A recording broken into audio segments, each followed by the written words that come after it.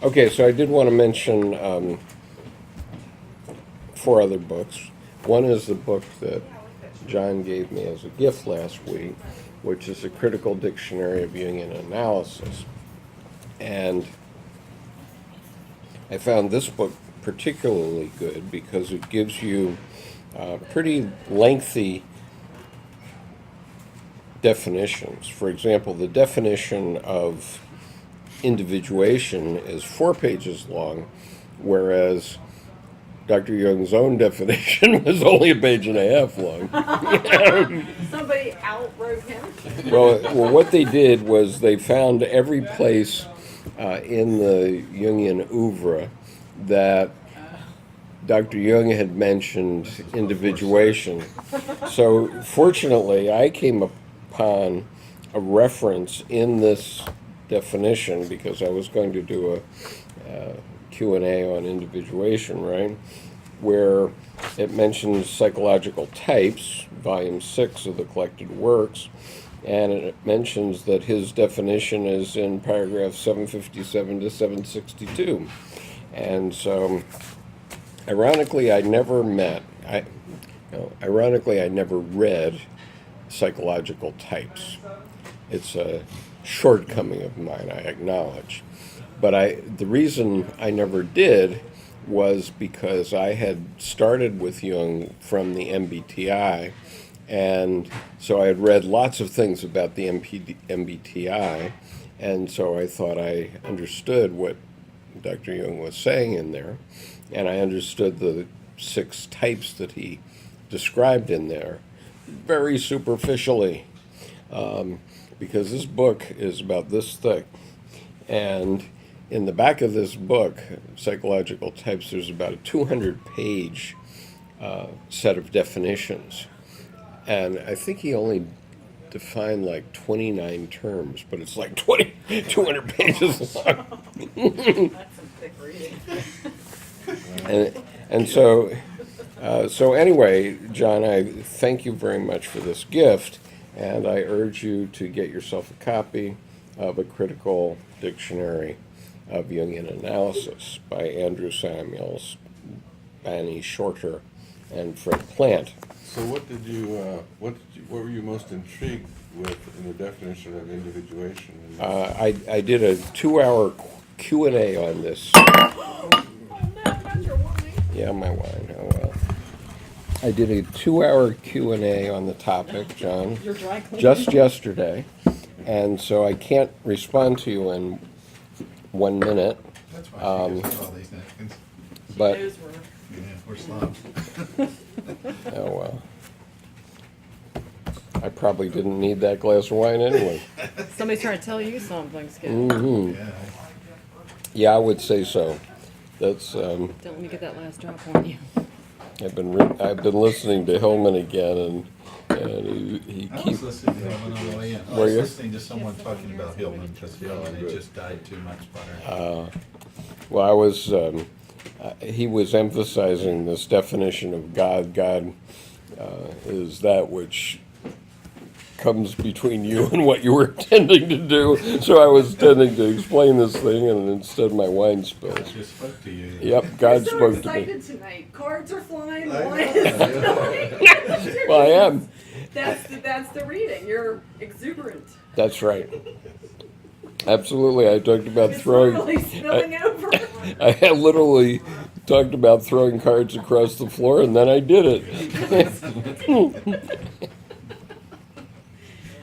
So anyway, John, in answer to your question, I spent 2 hours yesterday live online discussing the 10 major points that are in this page and a half.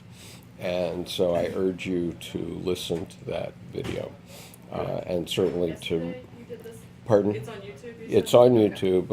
I did it yesterday, and I've created a playlist on the YouTube channel, which is I forget exactly what I called it, but it's for Q&A sessions. So the 3 Q&A sessions I've done. So you've got 3 already. 3 already, yeah. So in 8 days I did 3, and they've already become the most popular ones on the channel. So, okay, Well, let us know when you do the next one, because I want to see how it works. yeah, I might need your technical help. Oh, great. You volunteer. Not We'll for see. that. I volunteer my- to listen. I have a technical colleague in Bulgaria who is interested in Jung. At least I speak English. He speaks English too very well, and as do most Europeans, as it Yeah, happens. right. And but I had a problem yesterday. I had read the page and a half into another video, and I wanted to play that video bit by bit so that I could play that video for the part that was about this point of the 10 points and then talk about it, right? Yeah. But unfortunately, the video played, but nobody could hear it except me. I could hear it. But so, We're you know, it was, laughing with you.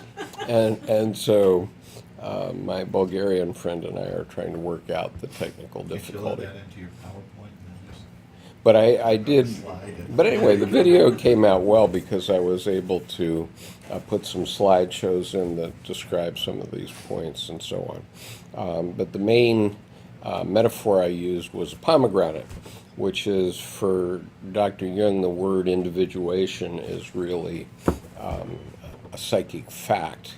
So a psychic fact is like a pomegranate, and it has all these juicy little seeds in it.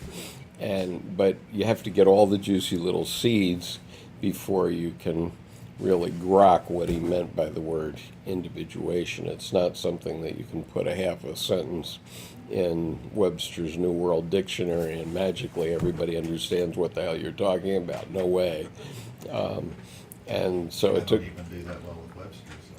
So. Well, it took me 2 hours to get through the 10 points that I identified, and there were more. There are definitely more, but I don't know. There's a thing where Jung says, there's some things I can talk about, I can show, I can demonstrate, and people are not going to understand it. And I just well, that's right. That's paragraph 63 of Aion, is where he says that. well, he says it other places too. Yeah. Or somebody else did, but Right. anyway, it's like which is what the slicing and dicing is which about, is right? why Could you the, give me this glass, those what do Needs you a need? water cup. water glass? This one? Yeah.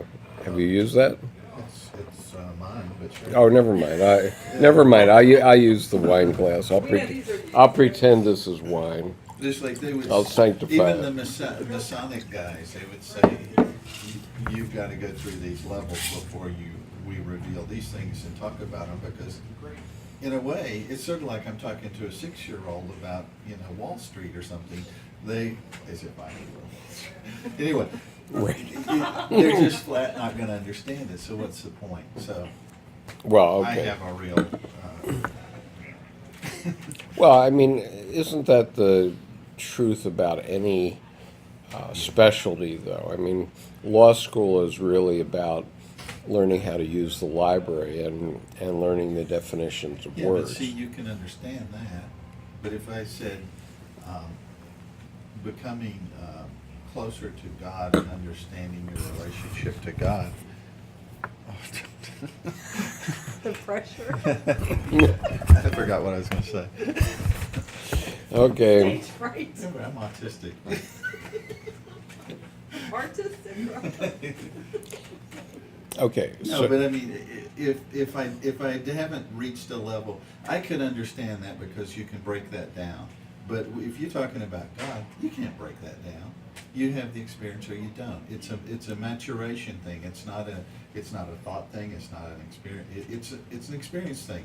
Suddenly, because you've done certain things, you've lived through certain things, you can grok things that you couldn't before, and it's only because you've lived through them, not because somebody's So maybe we're opened a coming. dictionary. Maybe we're coming to the opposite, which is that rationalism is describing something, but it isn't the thing. Rationalism is like the zoologist trying to describe the duck-billed platypus, right?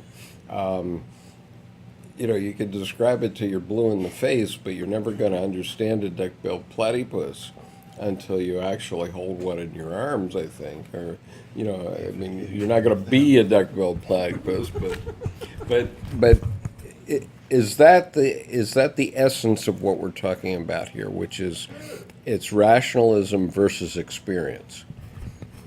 That's the question. Wow, rationalism.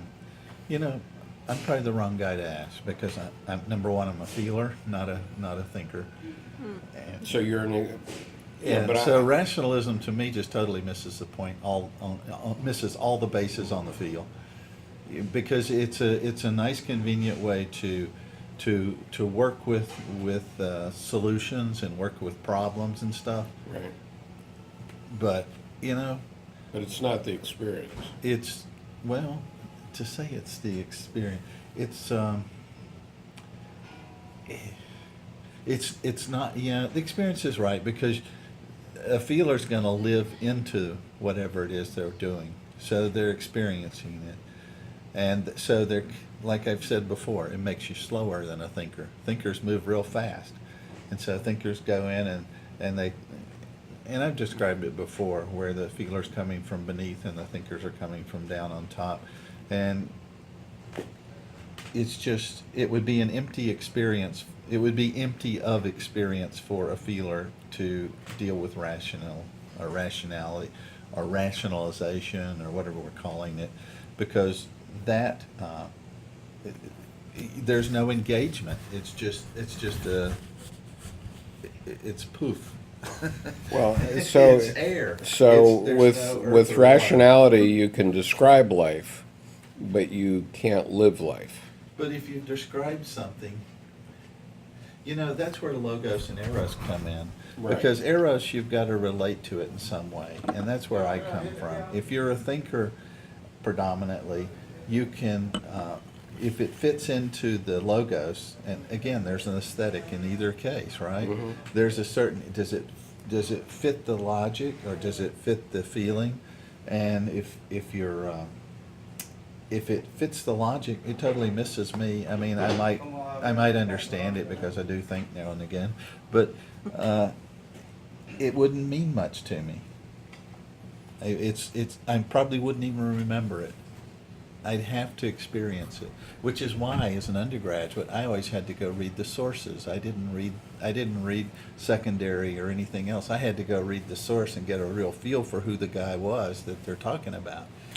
So you had to read the references before you could actually. No, if they said, well, Plato said this and Aristotle said that, well, I got to go off and read Plato and I got to read Aristotle. You don't just read the history of philosophy and hear about these guys and haven't read their stuff. Secondhand. Right, okay. Okay, but it reminds me of an old joke, which I've told a couple of times, I think, which is the definition of a consultant is someone who knows 150 ways to make love but doesn't know any girls.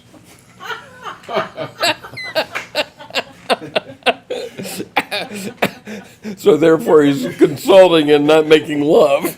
There you go. Experience, just the theory, practical theory. Right, knows all the theories about making love, but doesn't know any girls, so doesn't have the experience of it. I think you told that one Yeah, before. That's yeah, I good. don't remember that one either. You got to be able to practice what you preach. Right. Well, there's Very a comfortable with experience. there's one other consulting joke that I know, which is a consultant is someone who borrows your watch to tell you what time it is. That's true, though.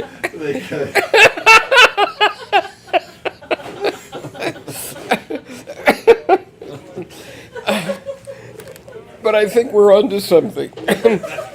I think we're onto something here, actually, with the Logos is about slicing and dicing things, but the Eros is about actually experiencing it, feeling it.